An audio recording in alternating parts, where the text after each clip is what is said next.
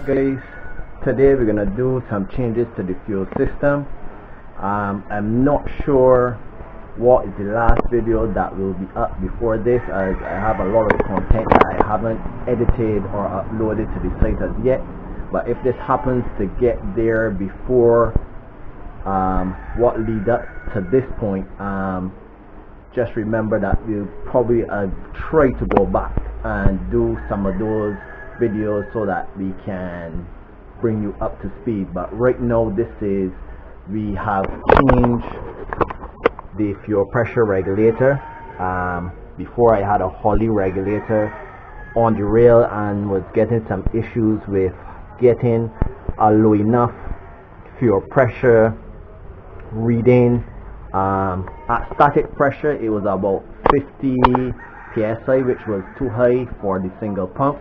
So when it went to the second pump, we were getting over 100 psi when the car was going on boost, and that was creating some problems. Now, why I want to move this air motor from here is because right now it's not fitting as tight as I like, and I don't like the idea of this being a loose fitting as it is fuel.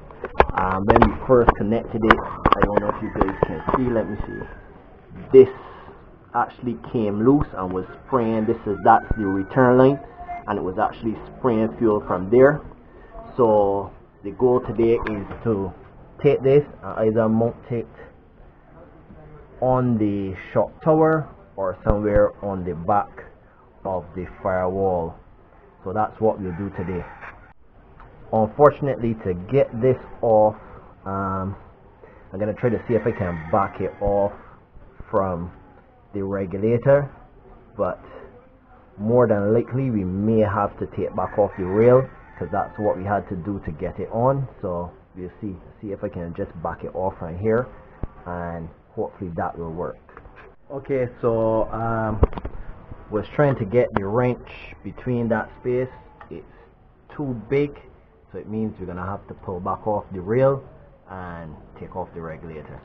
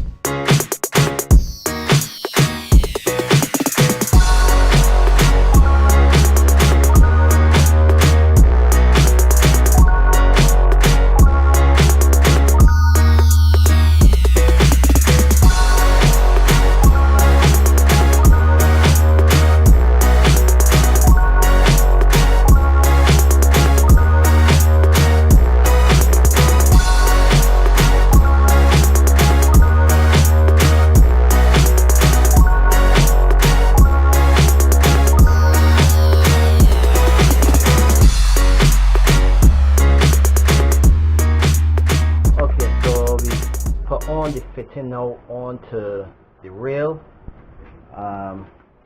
Have the regulator here. Fittings are already on the regulator. We had this O-ring and washer on here, trying to create the seal for that junction, so I'll take those off and we'll just screw one of these fittings directly onto that.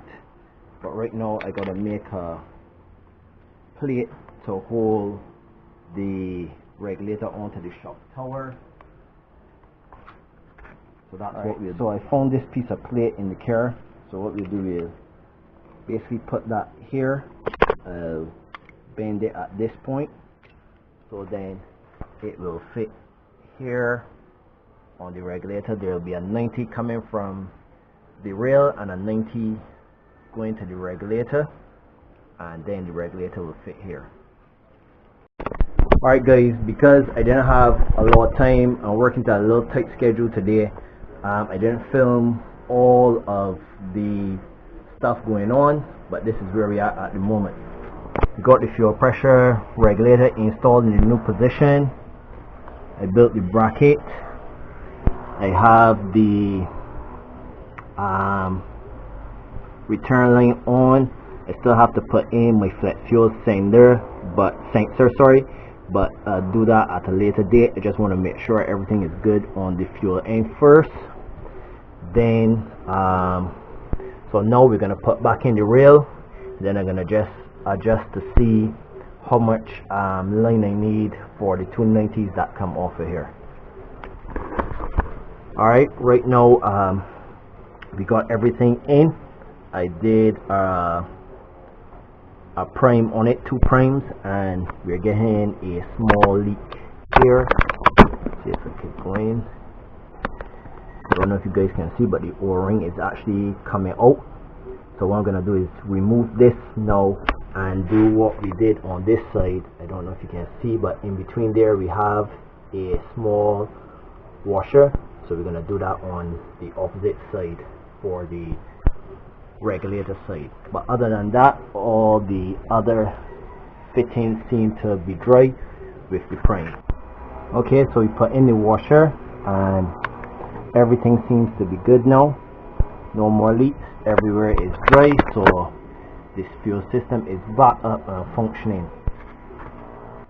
So until the next video, don't forget to like, and if you're new to the channel, subscribe. See you guys.